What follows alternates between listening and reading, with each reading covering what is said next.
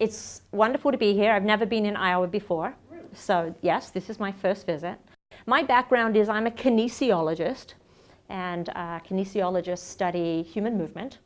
And my particular passion over the last 25 years has been working with older adults and working towards ensuring that they have a high quality of life and that they are well across all of the dimensions of wellness.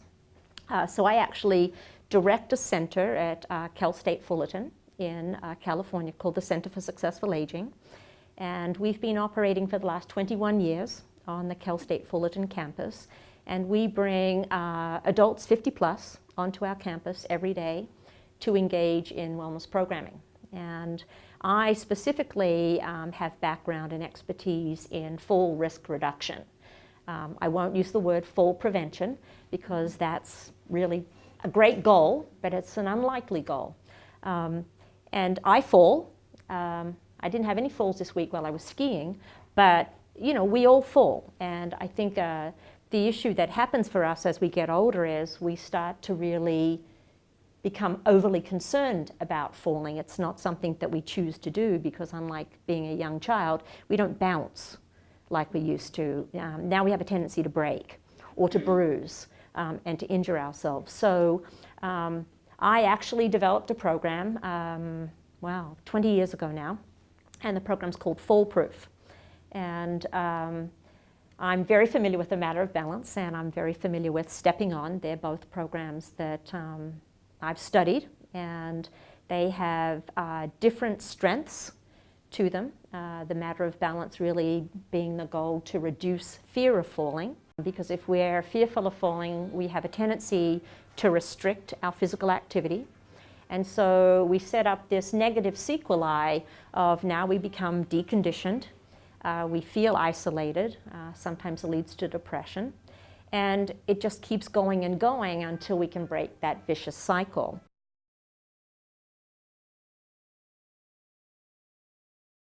The type of assessment that I do with clients that come into my program is I evaluate how well they receive and integrate sensory information. So I look at how well their visual, their somatosensory, and their vestibular system is working. Are they foreign terms to you? So somatosensory is related to feeling the ground underneath your feet, so we rely on those receptors in the soles of our feet, and we rely on the proprioceptors in our joints to tell us where we are in space. And then the vestibular system is that little accelerometer in our inner ear that tells us which way our head is turning and where our head is in space. And so that's one of the first evaluations that I do. I want to see how well people are taking in sensory information and how they're using it and weighting it. Because how many of you like to walk around in the dark? We're very visually dependent. We like to have vision available at all times, and when we don't, it can be quite alarming to us. So a lot of the work that I do in my program is to skill up the other sensory systems that individuals are using. So the type of programming that I do is probably most akin to what physical therapists would do in terms of identifying what are the systems that aren't working as well that are contributing to the balance problem that the person's experiencing. And then I'll measure a person's lower body strength, but actually I'm more interested in lower body power. So I actually do very nasty things to my clients, and I make them lose balance. Because the way I view balance is it's a skill, it's a motor skill. And it's not just about being strong, and it's not just about being balanced, it's also about being skillful in how we move. So one of the goals of my program is to change the way a lot of my clients move. Have you ever noticed this? And you don't do this, but I'm sure you may know some people that do it. So when they're walking, they're sort of like this. They're being led around by their nose, right? Mm-hmm. And so then if they're starting to go backwards, the first thing they do is they throw their head back. All right, and that's probably the last thing that we want to do, both moving forward and moving backwards. And so what I teach my clients to do is to learn that this exists, and we want to move from our core, or we want to move from our center of mass. So if I'm upright and I call this my belly button exercises. So if I'm up and I'm moving and I'm walking and I've got a lasso around my waist that's pulling me forward, notice how my head is stable, my eyes are up, and I actually look quite tall.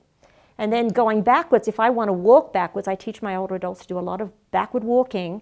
It's not this, right? It's this, right? It's pushing back through the hips. So it's taking that lasso, bringing it around the back, and it's pulling me backwards in space.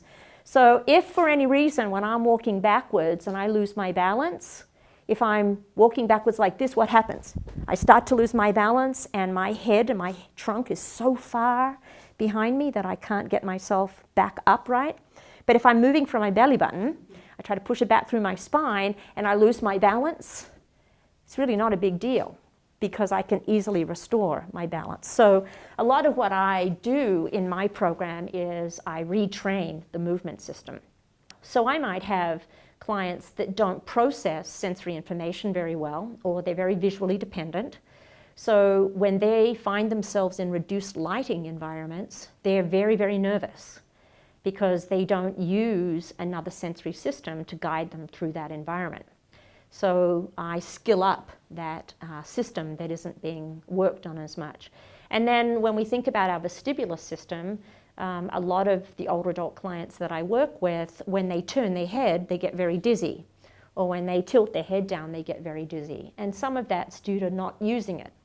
Because as we get older and should we become more fearful of falling, we stop engaging in physical activities that actually tune up that system. We stop moving our head a lot, and that system responds to head movements. So I do a lot of activities with my clients where I actually ask them to walk across the room while they're turning their head. So they're looking, and so if I'm talking to a friend out there on the community, I want to be able to talk to that friend, but not run into that friend. So I want to be able to turn my head, but I want my body to keep going forward. Well, there's a tendency for us to tie our head to our trunk, and if our head turns, so does our body turn. So a lot of the activities that I do with my clients are very challenging, and they're intended to really boost the balance system and help them think differently about how they move through space.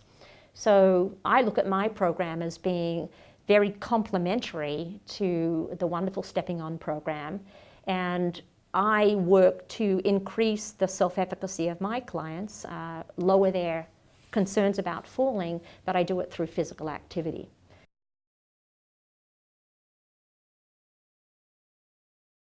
So one of the things that I think is very, very important for us to think about in fall risk reduction is, what do you do after you're finished with matter of balance? Where do you go after that? What do you do after you're finished with stepping on? Because one of the things that we find is it's very difficult for us to self-manage. Those programs are excellent. They're very well researched, and they do a lot of good, but they're just a beginning. You're not done when those classes are done. You know, you may know a lot more, you'll be a lot more aware, and you'll already start to do the sorts of protective things that you're doing, but your balance system still needs to be exercised.